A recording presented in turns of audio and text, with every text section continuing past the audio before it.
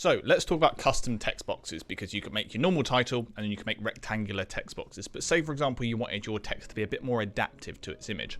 What we can do is we can actually get the text to quite nicely and in good synchronization, if you want to use that term, allow the text to follow down without going onto the back of our model. Very simple. We just grab our pen tool, so click and hold, and just make sure we've got our top pen tool like so. Now what we want to do is just click once to make our first marker.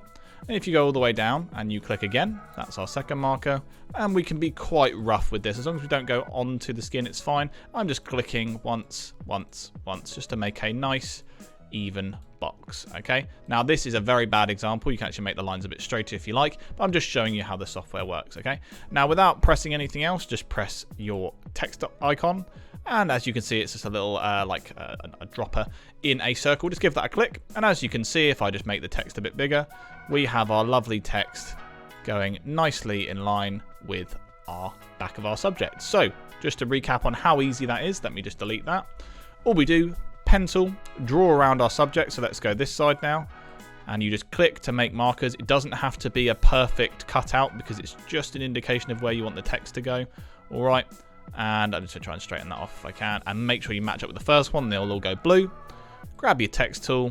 Click anywhere in the box. And as you can see, without doing anything, it's nicely following that custom text box. Simple as that.